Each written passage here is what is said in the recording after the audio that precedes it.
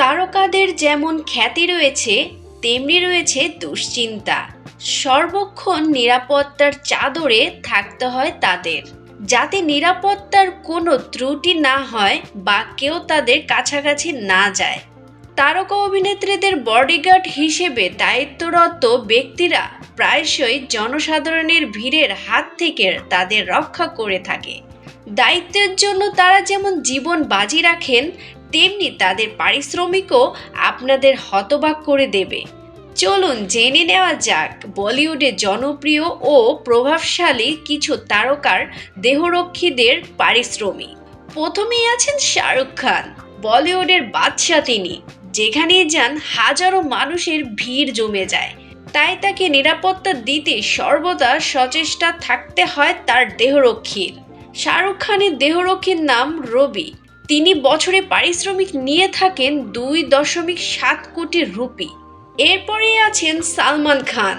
Film দুনিয়ায় সালমান খান যেমন তুমুল জনপ্রিয়, তেমনি তার দেহরক্ষীও ভীষণ জনপ্রিয়। বারবার খবরের শিরোনামে জায়গা করে নিয়েছেন সালমানের রক্ষাকর্তা সেরা। পারিশ্রমিক হিসেবে বছরে তিনি নিয়ে থাকেন 2 কোটি রুপি।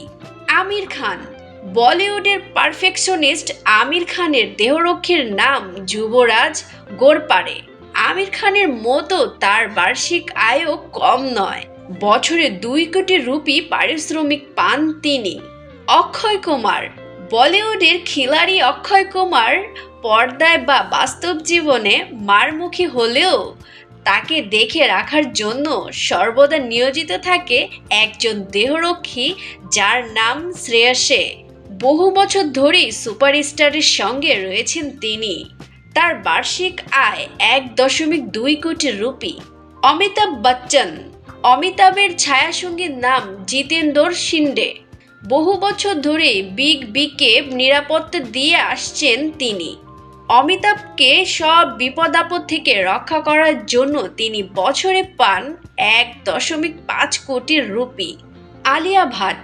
ভাট পরিবারে কন্যা হওয়ায় ছোটবেলা থেকে নিরাপত্তার চাদরে থাকেন আলিয়া ভাট। আলিয়া যখন ছোট, সুনীল তালেকর তাকে রক্ষা করতেন সব সময়। এখনও তাকে নিজের দেহরক্ষী হিসেবে রেখেছেন আলিয়া।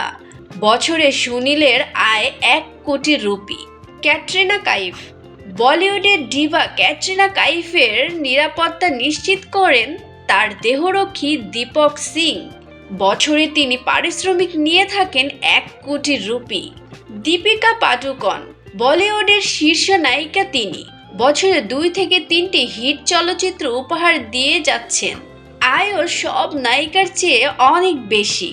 তার নিরাপত্তার দায়িত্বে থাকা জালাল বছরে পারিশ্রমিক পান 2 কোটি রুপি। সারাক্ষণই দীপিকাকে ঘিরেই থাকেন জালাল।